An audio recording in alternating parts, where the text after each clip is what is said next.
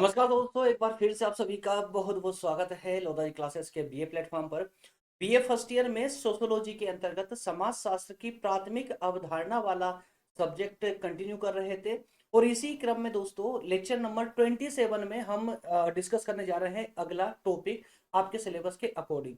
वो टॉपिक का नाम है संस्कृति। जी हाँ, भारतीय संस्कृति पर दरअसल हम चर्चा करेंगे। इसके अंतर्गत हम संस्कृति के अर्थ, परिभाषा, विशेषता और इस संस्कृति का क्या प्रभाव समाज पर पड़ता है, इन सब पर हम पूरे विस्तार से डिस्कस करेंगे, डिटेल में चर्चा करेंगे। तो आइए बढ़ते हैं सेशन में।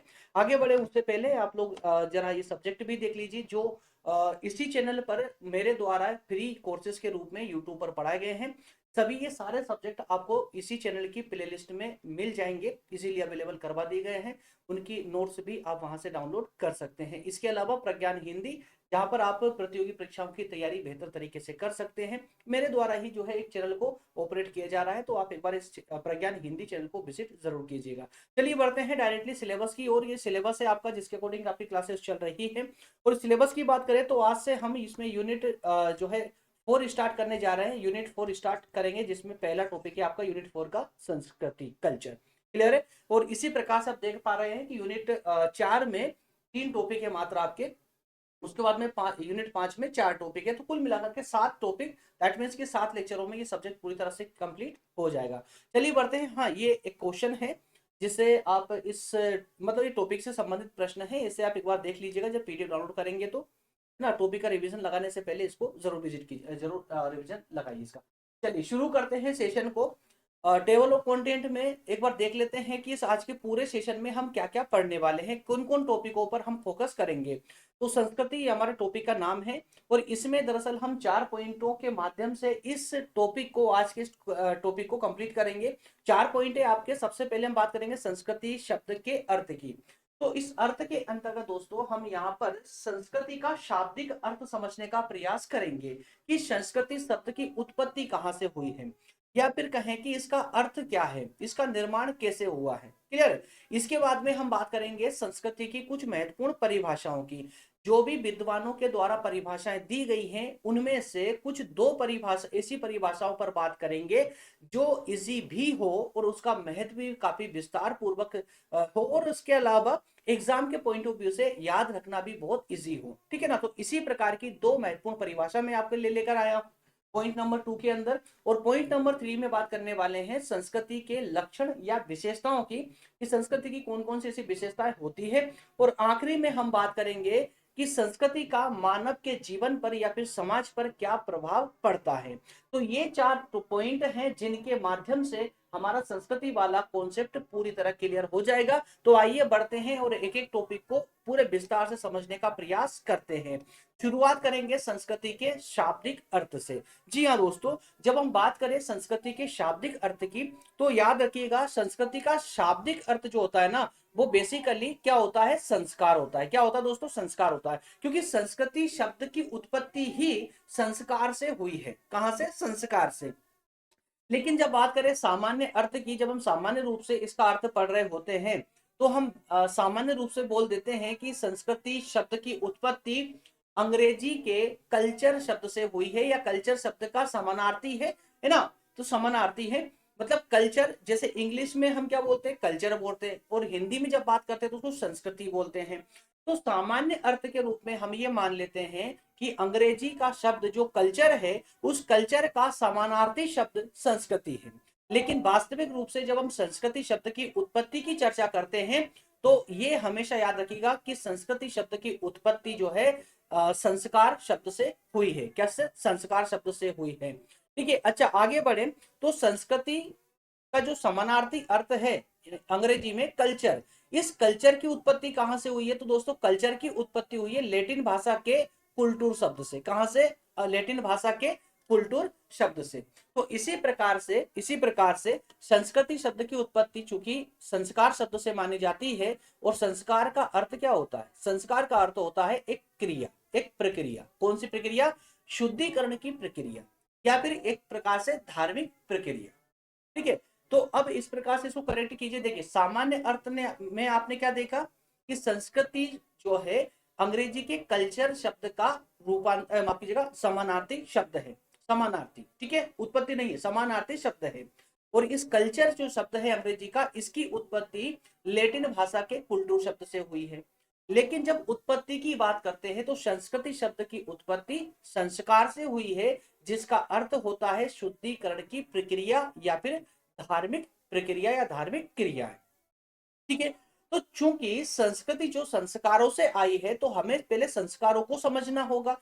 जैसे कहते हैं ना, हिंदू समाज में 16 संस्कार होते हैं, बच्चे के जन्म से लेकर मरण तक के कंप्लीट 16 संस्कार होते हैं। वो सभी 16 संस्कार क्या है, धार्मिक क्रियाएं हैं जो शुद्धिकरण की क्रिया कहलाती है। दरअसल इन्हीं संस्कारों के आधार पर ही व्यक्ति का सामाजिकरण होता है। क्या होता है, व्यक्ति का सामाजिकरण। और ये सामाजिकरण क्या होता है, तो अंदर स्लाइड में आप उनको भी बेहतर तरीके से समझने वाले हो। मैं एक एक पक्ष पर पूरे विस्तार से डिस्कस करूंगा और व्यवहारिक रूप से समझाते हुए आगे बढ़ूंगा, ठीक है। तो संस्कारों का जो संस्कार की हम बात कर रहे हैं, तो ये संस्कार जो है, इन्हीं संस्कारों के आधार पर व्यक्ति का क्या होता है, सामाजिकरण होता है, जिससे एक व्यक्ति का व्यक्तित्व का निर्माण होता है, ठीक है। तो अगर मान ले कोई व्यक्ति ने, किसी बच्चे ने जन्म लिया लेकिन उसका सामाजिकरण नहीं हो पाया, मतलब उसमें संस्कार नहीं आ पाए, तो बताइए क्या वो बच्चा बड़ा होकर के क्या वो मनुष्य का जीवन व्यतीत कर पाएगा? नहीं, क्योंकि कई विद्वानों का कहना है कि मनुष्य में से अगर संस्कार निकाल ले तो वो मनुष्य मनुष्य नहीं रह जाता, वो प्राचीन समय के वापस जो हमारे पूर्वज रहे हैं बंदर, बंदर की श्रेणी में चला जाता है, मतलब कि एक जानवर मात्र रहकर बनकर रह जाता है। तो आज भी जिस बच्चे में, जिस व्यक्ति में संस्कार नहीं होते हैं, वह व्यक्ति अपना पशु समान जीवन ही व्यतीत करता है। तो कुल मिलाकर हम ये कह सकते हैं कि हमारे जीवन में चूंकि हम सामाजिक प्राणी हैं और हमारे सामाजिक होने के पीछे जो सामाजिकरण की प्रक्रिया होती है, वो सामाजिकरण की प्रक्रिया संस्कारों के माध्यम से या संस्कारों के आधार पर होती है। इसलिए संस्कार अति आवश्यक है और उन्हीं संस्कारों से संस्कृति की उत्पत्ति हुई है। तो यहाँ पर संस्कार और संस्कृति में क्या डिफरेंस है, ये भी आप आज के सेशन में भली भांति समझने वाले हैं। जैसा कि मैं आपसे कह रहा हूं ना बार बार कि इस सेशन को लेने के बाद में संस्कृति से संबंधित किसी भी प्रकार का डाउट आपके अंदर होगा, वो आज की क्लास के बाद में पूरी तरह से समाप्त होने वाला है। चलिए, और इसके कुछ शाब्दिक अर्थ की अगर बात करें दोस्तों, तो संस्कृति की उत्पत्ति जो है ना, दो शब्दों को मिलाकर के हुई है। संस्कृति की उत्पत्ति दो शब्दों को मिलाकर के हुई है। एक तो है आपका उपसर्ग, क्या, संस, क्या है, एक उपसर्ग है संस और एक है कृति शब्द, ठीक है। जहां पर संस उपसर्ग का मतलब होता है अच्छा, और वहीं जो कृति शब्द है इसका अर्थ होता है करना। अब अगर दोनों को जोड़ दिया जाए, है ना, दोनों को जोड़ दिया जाए तो इसका अर्थ हो जाता है अच्छे ढंग से कार्य करना ही संस्कृति है। क्या है, अच्छे ढंग से कार्य करना। तो संस्कृति का अर्थ क्या हुआ, अच्छे ढंग से कार्य करना। क्लियर हो पाया? अच्छा, इस अर्थ को और अच्छे से समझने के लिए छोटी सी परिभाषा जरा देखते हैं जो कि श्रीमान टोयलर महोदय ने दी है। क्या कहा टोयलर ने, ध्यान से सुनना, मैं इनकी परिभाषा पढ़ करके सुना रहा हूं आप लोगों को। देखिए, संस्कृति से तात्पर्य उस सब कुछ से है जिसे मानव अपने सामाजिक जीवन में सीखता है। क्या कहा उन्होंने, कि व्यक्ति के अंदर जो कुछ भी है ना, वो संस्कृति ही है जिससे व्यक्ति ने सामाजिक जीवन में सीखा है, समाज से उसने लिया है। और संस्कृति समाज की देन है। क्या है, संस्कृति समाज की देन है, प्रकृति की देन नहीं है। मतलब जो संस्कृति है ना, ये आप जो है, कोई भी बालक जब जन्म लेता है तो वो जन्म से सीखकर नहीं आता संस्कृति, बल्कि वो संस्कृति समाज उसे प्रदान करती है। जिस समाज में बच्चा जन्म लेता है वह उस समाज की संस्कृति को ही एडॉप्ट करता है ना। इसीलिए कहा गया है, टोयलर महोदय ने इसलिए कहा है कि संस्कृति जो है सामाजिक जीवन का हिस्सा है। यह संस्कृति एक मनुष्य को, एक व्यक्ति को समाज प्रदान करती है, ना कि प्रकृति। ये समाज की मानवता को श्रेष्ठतम वरदान है। मतलब मानव को जो वरदान है, एक सबसे बड़ा वरदान अगर कहा जाए समाज के द्वारा, कि समाज ने मानव को क्या दिया है, तो मानव को समाज ने क्या दिया है, सबसे बड़ी चीज संस्कृति प्रदान की है। संस्कृति मनुष्य में कहां से आई है, समाज से आई है। यदि मनुष्य उसकी संस्कृति को मनुष्य से अगर उसकी संस्कृति को छीन लिया जाए तो मनुष्य मनुष्य ना रहकर पशु मात्र रह जाएगा, जो मैंने अभी थोड़ी देर पहले आपसे ये शब्द यूज किया था। मनुष्य की में सबसे बड़ी अगर कोई विशेषता है तो वो उसकी संस्कृति ही होती है। मनुष्य की पहचान उसकी संस्कृति से ही होती है। अगर मनुष्य से उसकी संस्कृति छीन ले तो उसके अंदर सिर्फ पशुता या कहे कि पशु की भांति जीवन व्यतीत करने के अलावा और कुछ शेष नहीं रह जाता। क्लियर। इसके बाद में आइए इसके अर्थ को देखिए दोस्तों। अर्थ वाली स्लाइड में जो आपने जितने अर्थ समझे हैं, इसके समझने का प्रयास किया है, वो सारी बातें अब अंदर जब आप विशेषताओं पर चर्चा करेंगे, कुछ परिभाषाओं पर बात करेंगे या समाज मानव पर प्रभाव की बात करेंगे, तो हर एक पॉइंट से इसका अर्थ धीरे धीरे पूरी तरह क्लियर होता चला जाएगा। इसलिए सेशन के एंड तक बने रहिएगा। इस टॉपिक का पूरी अंडरस्टैंडिंग में आपको करवा दूंगा एकदम व्यवहारिक रूप से। चलिए कुछ परिभाषाओं की बात करें। जैसा मैंने आपको बताया था कि दो परिभाषाएं मैं यहां पर लेकर के आया हूं। एक परिभाषा में हम बात करते हैं श्रीमान ही बी टॉयलर महोदय के अनुसार, उनकी एक परिभाषा आपने पहले भी देखी है। अब आइए एक प्रोफेशनल परिभाषा जरा देखते हैं कि समाज में संस्कृति को लेकर के टॉयलर महोदय क्या कहते हैं। उन्होंने कहा है कि संस्कृति वह जटिल समग्रता है। क्या है जटिल समग्रता? दैट मीन्स कॉम्प्लेक्स और जटिल समग्रता जिसमें ज्ञान, विश्वास, कला, आचार, कानून, प्रथा ऐसी ही अन्य क्षमताओं और आदतों का समावेश रहता है। तो संस्कृति एक समग्रता है। किस चीज की समग्रता है? ज्ञान की, विश्वास की, कला, आचार, समाज में जो कुछ भी खूबियां है ना, उन सबका क्या है? कॉम्प्लेक्स होल है संस्कृति। और यही कॉम्प्लेक्सिटी जो होती है ना, ये व्यक्ति के अंदर प्रवेश कर जाती है, जिससे व्यक्ति में संस्कृति मतलब संस्कारों के जन्म होता है, तो जिसे मनुष्य समाज के सदस्य के रूप में प्राप्त करता है। तो चूंकि मनुष्य सामाजिक सदस्य है, समाज का सदस्य है, सामाजिक प्राणी है, मनुष्य का जन्म से एक समाज के अंदर हुआ है, इसलिए वह मनुष्य उस समाज के संपूर्ण संस्कार प्राप्त करेगा। क्लियर। इसी प्रकार से एक परिभाषा है यहां पर, एक परिभाषा है जो दी गई है श्री हॉवेल महोदय ने। ये परिभाषा भी एकदम इजी वे में है, सुनिए ध्यान से। तो हॉवेल महोदय का कहना है कि संस्कृति संबंधित सीखे हुए व्यवहार प्रतिमानों का संपूर्ण योग है। क्या कहा? संस्कृति संबंधित सीखे हुए व्यवहार, सीखे हुए संबंधित दैट मीन्स कि जिस समाज में व्यक्ति है उस समाज से जो सीखेगा है ना, तो संबंधित सीखे हुए व्यवहार जो प्रतिमान का संपूर्ण क्या है? योग है, जो कि एक समाज के सदस्यों की विशेषताओं को बतलाता है और जो इसलिए प्राणी शास्त्रीय विरासत का परिणाम नहीं होता है। प्राणी शास्त्रीय विरासत का परिणाम नहीं होता है मतलब बच्चा जन्म से ये सीख कर नहीं आता है, बल्कि समाज में सीखे हुए व्यवहार का ही परिणाम होता है। जिस समाज में बच्चा जन्म लेगा उस समाज के प्रतिमान वह सीखेगा, उस समाज के संस्कार ही उसके अंदर आते हैं। इन बातों को और डिकोड करने के लिए हमें अन्य पॉइंट पर चलना पड़ेगा, जिसमें सबसे अब जब हम बात करेंगे संस्कृति की विशेषताओं की या लक्षणों की। दोस्तों विशेषताओं के अंतर्गत कुछ बिंदुओं पर हम चर्चा करेंगे, कुछ पॉइंटों पर हम बात करेंगे। उन पॉइंटों के अंतर्गत सबसे पहले हम बात करने वाले पॉइंट नंबर 1 में सीखा हुआ व्यवहार। तो आपने अभी तक जो अर्थ और परिभाषाएं देखी और परिभाषाओं में जो शब्द देखे हैं, उन शब्दों को अब हम यहाँ पर और विस्तार से समझेंगे। पॉइंट नंबर 1 में देखेंगे सीखा हुआ व्यवहार। जो होवेल महोदय की परिभाषा में आपने सीखा हुआ व्यवहार है ना पॉइंट देखा था, अब उस पॉइंट को हम यहाँ पर पूरी तरह से क्लियर करेंगे कि इसका मतलब क्या हुआ। सीखा हुआ व्यवहार तो ये संस्कृति की एक प्रमुख विशेषता है।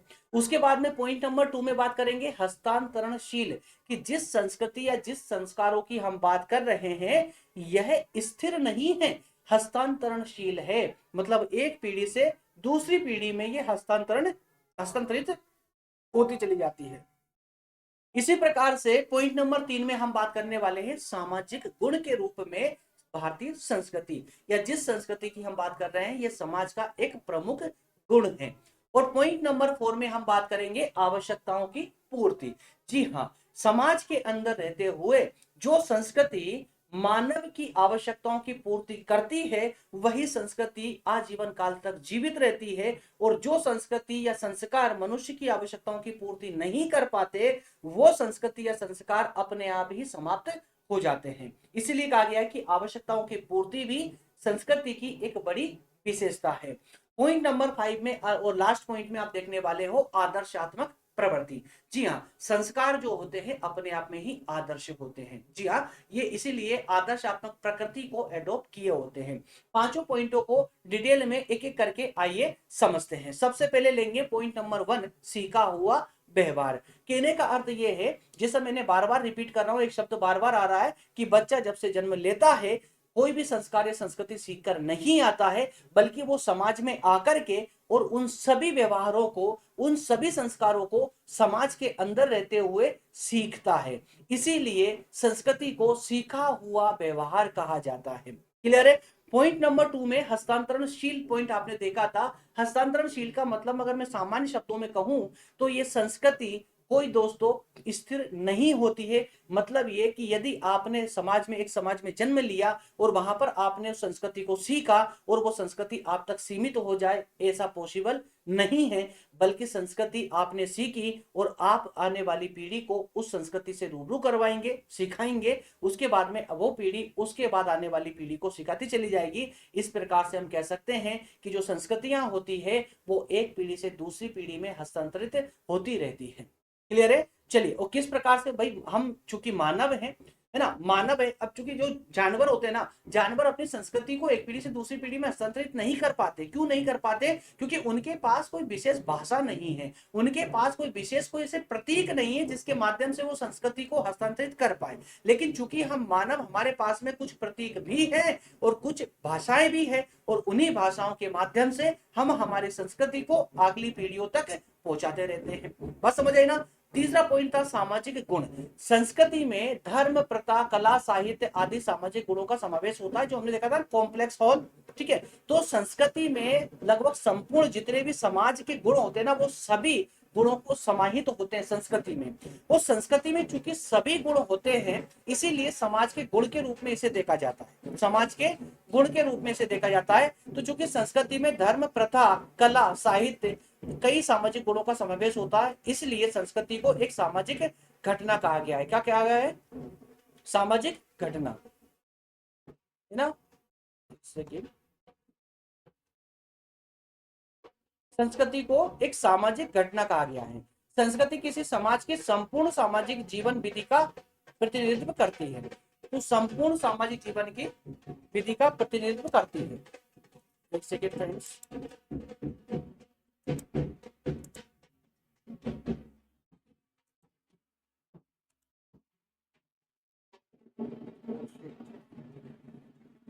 हेलो, सॉरी फ्रेंड्स, यार ये साउंड की थोड़ी प्रॉब्लम रहेगी, 1 मिनट के लिए। 1 मिनट थोड़ा सा चेक करते हैं, अगर पॉसिबल हुआ तो साउंड बंद करवाते हैं ये।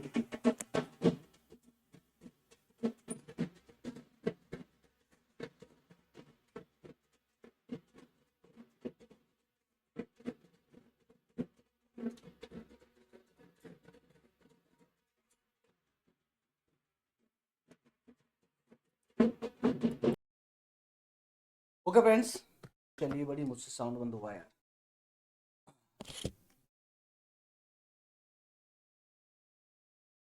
ओके, चलिए शुरू करते हैं फिर से।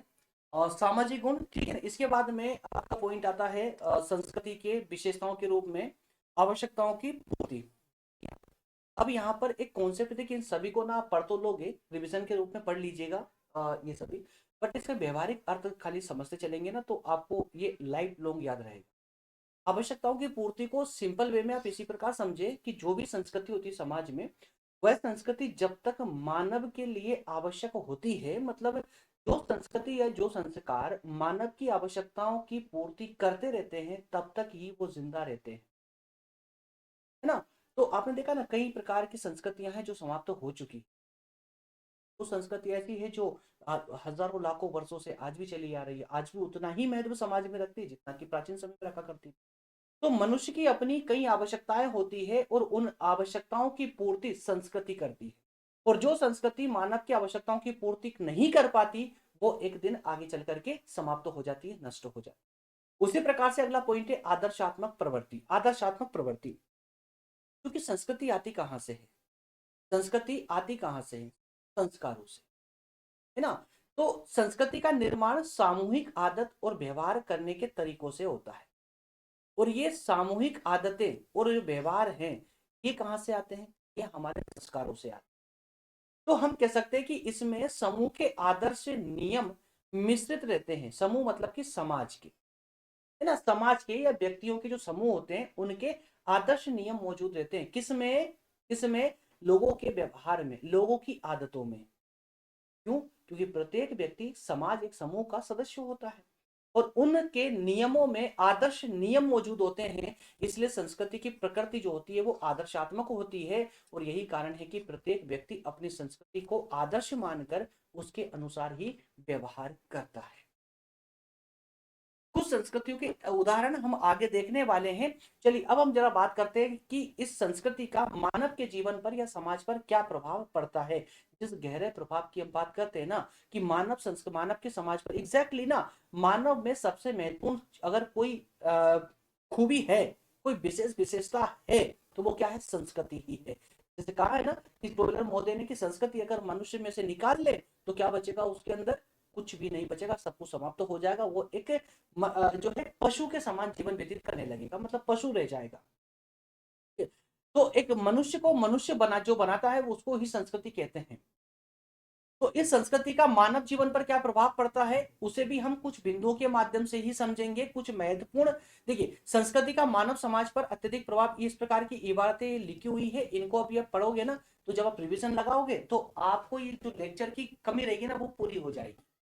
अभी चूंकि आप लेक्चर देख रहे हैं तो आप हर बात को मेरे मुंह से सुन रहे हैं, इसलिए पूरे कॉन्सेप्ट क्लियर हो जाएंगे। लेकिन मान लो कि 3 महीने 4 महीने बाद आपके एग्जाम होने वाले हैं, अब जब एग्जाम में बैठोगे तो जरूर थोड़ी ना कि सभी लेक्चर फिर से आप देख पाओगे, पॉसिबल नहीं हो पाता। इसलिए बोलता हूँ कि नोट्स को संभाल कर रखिए, नोट्स का रिवीजन लगाएंगे ना तो मैंने यहाँ पर ऐसी शब्दावलियों का समावेश किया हुआ है नोट्स में, और ये कंटेंट को इस प्रकार से अरेंजमेंट किया है ताकि आपको दोबारा लेक्चर ना देखना पड़े, और जब आप इसका पीडीएफ का रिवीजन लगाओगे बाद में तो आपको पूरा लेक्चर और लेक्चर की हर एक बात आपको याद।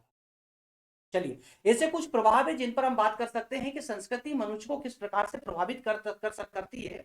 तो इसको लेकर के कुछ बिंदु मैं यहाँ पर भी लेकर के आया हूं। सबसे पहले बात करते हैं पॉइंट नंबर 1 में, बात करेंगे व्यक्तित्व निर्माण पर प्रभाव। एक व्यक्ति का व्यक्तित्व का जो निर्माण होता है उसे संस्कृति किस प्रकार से प्रभावित करती है। पॉइंट नंबर 2 में बात करने वाले हैं आर्थिक जीवन पर प्रभाव, है ना। तो संस्कृति का कहां पर किस किस क्षेत्र पर प्रभाव पड़ता है? ऐसे तो मनुष्य के प्रत्येक क्षेत्र पर संस्कृति का प्रभाव होता है, लेकिन हम यहां सिर्फ 5 क्षेत्रों पर बात करेंगे। व्यक्ति के व्यक्तित्व निर्माण के क्षेत्र पर, आर्थिक जीवन के क्षेत्र पर, औद्योगिक विकास के क्षेत्र पर, सामाजिक ढांचे और संगठन के क्षेत्र पर, और सामाजिकरण की प्रक्रिया के क्षेत्र पर। तो ये 5 बिंदु होने जा रहे हैं। इन पांचों बिंदुओं के माध्यम से हम ये देखेंगे कि इन 5 क्षेत्रों को संस्कृति किस प्रकार से प्रभावित करती है, और ये पांचों क्षेत्र मनुष्य के नजदीकी या मनुष्य से संबंधित हैं। चलिए एक एक करके इनको भी थोड़ा सा डिस्कस करते हैं ताकि ये पक्ष भी हमें क्लियर हो पाए। सबसे पहले बात करेंगे व्यक्तित्व निर्माण पर प्रभाव की। जी हाँ, इफेक्ट ऑन पर्सनालिटी फॉर्मेशन। तो सबसे पहले बात करें इसमें कि संस्कृति किस प्रकार से व्यक्ति के व्यक्तित्व को प्रभावित करती है। तो दोस्तों याद रखिएगा, जब बच्चा जन्म लेता है तो जन्म के समय वह सामाजिक नहीं होता है।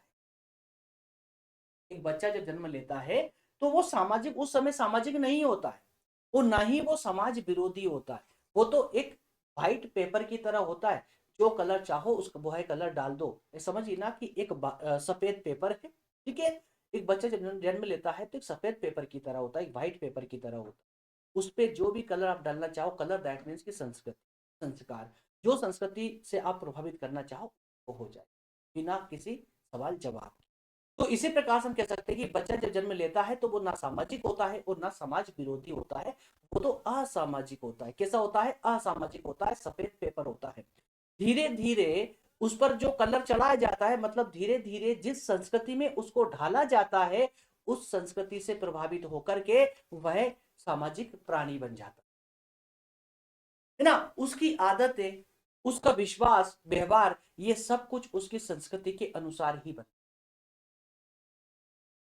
इस दुनिया में कई प्रकार की संस्कृतियां हैं, अलग अलग है। जैसे जैसे उदाहरण ले लीजिए आप, अगर हम अपने देश की बात करें तो किसी व्यक्ति पर थूकना किसका है? ये तो घृणा का प्रतीक है ना, एक घृणा का प्रतीक है। आप किसी व्यक्ति पर रोड चलते हुए किसी व्यक्ति पर थूक दीजिए, क्या होगा? आप अच्छे से जानते हैं उसका परिणाम क्या होगा। क्यों? क्योंकि घृणा का प्रतीक है। लेकिन आप यही जो है ना अफ्रीका की मसाई जनजाति में जाकर के ये हरकत कीजिए तो आपको सम्मान मिलेगा। क्यों? क्योंकि ये जो व्यवहार है, थूकना, किसी पर थूकना, ये स्नेह और भलाई का प्रतीक माना जाता है। कहां पर? अफ्रीका की मसाई जनजाति में। उसी प्रकार से अन्य उदाहरण ले, यूरोप या भारत का उदाहरण लेते हैं। किसी अपने से बड़े को देख करके हमारा खड़ा होना है ना, उनके लिए सम्मान का प्रतीक होता है। लेकिन आप फिजी में चले जाइए तो फिजी में अपने से बड़े को देख करके भेंटने का रिवाज होता है, संस्कृति है। तो अलग अलग क्षेत्रों की अलग अलग संस्कृतियां होती है और अलग अलग जिस संस्कृति में जो बच्चा जन्म लेता है उसी संस्कृति है और उसी के अनुसार उसकी आदतें डेवलप होती है। इस प्रकार से अंततः हम कह सकते हैं कि संस्कृति व्यक्ति के व्यक्तित्व के निर्माण को पूरी तरह से प्रभावित करती है। इसके बाद में बात करें, पॉइंट नंबर 2 में हमने देखा था आर्थिक जीवन पर प्रभाव। क्या संस्कृति आर्थिक जीवन को भी प्रभावित कर सकती है? जी हाँ। कैसे? संस्कृति का आर्थिक जीवन पर महत्वपूर्ण प्रभाव पड़ता है। कैसे पड़ता है? क्योंकि प्रत्येक देश की आर्थिक उन्नति बहुत कुछ हद तक उसकी संस्कृति पर निर्भर करती है। जैसे जैसे अमेरिका में भौतिक उन्नति को ही सब कुछ माना जाता है। अमेरिका में भौतिक उन्नति को ही सब कुछ माना जाता है, इसलिए वहां पर आर्थिक क्षेत्र की अत्यधिक उन्नति हुई।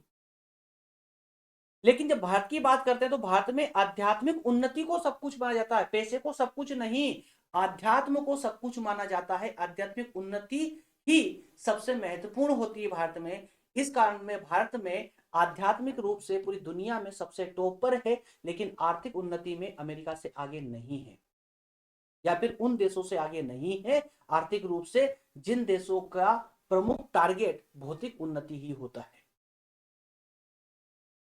तो ये भौतिक उन्नति या आध्यात्मिक उन्नति ये सब कुछ क्या है? ये उन देशों की संस्कृति ही तो है। तो इस परिप्रेक्ष्य में हम ये कह सकते हैं कि संस्कृति आर्थिक जीवन की दिशा को निर्धारित करती है ना। संस्कृति आर्थिक जीवन की दिशा को निर्धारित करती है। जिस देश की जैसी संस्कृति उसका उसी क्षेत्र में उन्नति संभव हो पाती है। इसके अलावा पॉइंट नंबर 3 में हमने देखा था औद्योगिक विकास पर भी संस्कृति का विशेष प्रभाव होता है। औद्योगिक क्षेत्र में औद्योगिक विकास पर एग्जैक्टली कैसे? उदाहरण के साथ समझिए। देखिए, संस्कृति औद्योगिक विकास को प्रभावित करती है करके से किस समाज में किस प्रकार की मशीनें या उपकरण आदि का विकास होगा, कौन सी वस्तुओं का उत्पादन होगा, ये उस समाज की संस्कृति ही निश्चित करती है। उस समाज की संस्कृति कैसी है, उसमें क्या संस्कार है, उसी पर निर्भर होता है कि वहां पर औद्योगिक क्षेत्र के प्रगति के लिए किस प्रकार की मशीनें वहां पर आएगी, कौन कौन से उपकरण आएंगे, ये सब संस्कृति पर निर्भर करता है। कैसे? चलो सुनिए। अगर किसी देश के कारखानों में भोग विलास की वस्तुएं बनती, समझिएगा, भोग विलास की वस्तुएं जिस देश में, जैसे आप, मैं किसी का नाम नहीं, किसी देश का नाम नहीं लूंगा, सॉरी माफ कीजिएगा, मुझसे निकलने वाला था बट मैंने रोक लिया है, क्योंकि कुछ मर्यादाएं होती है टीचर की, उनका ध्यान रखना होता है। किसी देश के कारखानों में अगर मान लो कोई देश, कोई ऐसी कंट्री है जहां पर सिर्फ भोग विलास की वस्तुओं का निर्माण ही होता है, तो ये क्या दिखाता है? उसकी संस्कृति ही तो दिखाता है कि उस देश की संस्कृति में किस संस्कृति को या किस बात को ज्यादा महत्व दिया जाता है? भोग विलास को अत्यधिक महत्व दिया जाता है उस संस्कृति। या फिर कहीं पर युद्ध सामग्री का निर्माण होता है ना, इसका निर्णय कौन करता है? उस देश की संस्कृति ही तो करती है। उस देश की संस्कृति में अगर है कि व्यक्ति सिर्फ भोग विलास पूर्ण रहे, तो वहां पर उसी प्रकार के कारखाने होंगे। यदि उस देश की संस्कृति बताती है कि आपको सिर्फ युद्ध करना है, लड़ाई करना है, खून खराबा करना है, तो इसी प्रकार के कारखाने डेवलप होंगे, वहां पर हथियारों का निर्माण।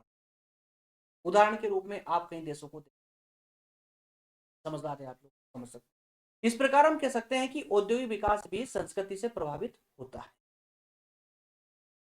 इसके अलावा अन्य पॉइंट में हमने देखा था कि संस्कृति सामाजिक ढांचे को भी प्रभावित करती है, मतलब समाज को भी प्रभावित करती है। इसमें तो बोलने की आवश्यकता ही नहीं है, संस्कृति समाज को तो सबसे पहले प्रभावित करती है ना। अलग अलग संस्कृतियों में सामाजिक ढांचे और सामाजिक संगठन भी अलग अलग होते हैं, है ना। अलग अलग संस्कृतियों में जो सामाजिक ढांचे होते हैं वो भी अलग अलग होते हैं। किन्हीं संस्कृतियों में संयुक्त परिवार अधिक होते हैं तो किन्हीं संस्कृतियों में एकल परिवार अधिक होते हैं।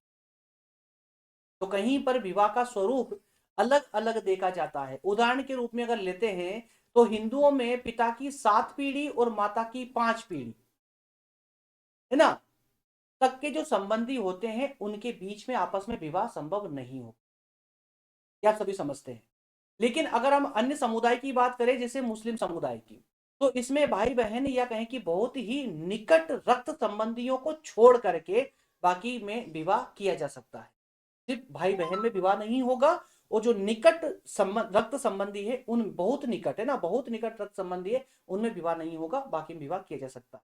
तो ये संस्कृति है ना, हर अलग संस्कृति तो अलग सामाजिक ढांचा, तो उसका संगठन अलग, उनके रूल्स अलग बन जाते हैं, उसके नियम अलग। जैसी संस्कृति वैसा सामाजिक और वैसी ही मान्यताएं डेवलप होने। अंतिम बिंदु के रूप में हमने देखा था सामाजिकरण की प्रक्रिया पर भी संस्कृति का विशेष प्रभाव पड़ता है। सामाजिकरण की प्रक्रिया काफी हद तक संस्कृति से ही प्रभावित होती है, क्योंकि बच्चा जन्म लेने के बाद धीरे धीरे परिवार, मित्र, पड़ोसी आदि के संपर्क में रह करके सामाजिक गुण सीखता है, और ये सामाजिक गुण किस प्रकार के होंगे ये संस्कृति ही निर्धारित करती है। सही है ना। तो बच्चों को बड़े के पैर छूना, प्रणाम करना सिखा, है ना, प्रणाम करना सिखाया जाएगा या नमस्कार करना सिखाया जाएगा, इस संस्कृति पर ही निश्चित होता है। इस प्रकार व्यक्ति की संपूर्ण सामाजिकरण की प्रक्रिया संस्कृति ही प्रभावित करती है। बात है जब बच्चा छोटा होता है तो उसमें किस प्रकार की संस्कृति, मतलब उसका सामाजिकरण कैसे और सामाजिक जो गुण हैं वो किस प्रकार के होंगे, ये संस्कृति पर ही डिपेंड करता है। तो जिस संस्कृति में वह पल बढ़ के बड़ा होगा उसी प्रकार के नियम सीखेगा। That's all. इसी के साथ में हमारा आज का सेशन होता है कंप्लीट। 4 पॉइंटों पर हमने डिस्कस किया है। उम्मीद करता हूँ सभी सेशन, सभी पॉइंट आपको बातें समझ आए होंगे। कहीं पर कोई डाउट तो आप लोग मुझे बता सकते हैं। लेक्चर नंबर 28 में हम बात करने वाले सामाजिकरण की, तो हमारा आज का आखिरी टॉपिक था, उसको अब कल वाले सेशन में डिटेल में समझेंगे कि एक्चुअल में सोशलाइजेशन होता क्या है, सामाजिकरण होता क्या है, कौन कौन से पक्ष हैं जो करते हैं, इसके अर्थ, परिभाषा, विशेषता, लक्षण, इन सभी बिंदुओं पर डिटेल में चर्चा करेंगे कल वाले सेशन। ओके फ्रेंड्स, मिलेंगे कल वाले सेशन में। चलते हैं। और सेशन यदि आप लोगों के लिए हेल्पफुल हो पा रहा हो तो आप लाइक वगैरह कर दिया करें, ठीक है ना। और चैनल पर नए हैं तो सब्सक्राइब जरूर कर लें। और हाँ, अगर फर्स्ट ईयर में आपके एग्जाम नजदीक आ रहे हैं, कोई स्पेशल सब्जेक्ट आपको पढ़ना हो तो आप लोग मुझे कमेंट करके बता सकते हैं, वही सब्जेक्ट जो अभी तक मेरे द्वारा यहाँ पर नहीं, मैं बिल्कुल उसको मिलेंगे अगले सेशन में। Thank you so much.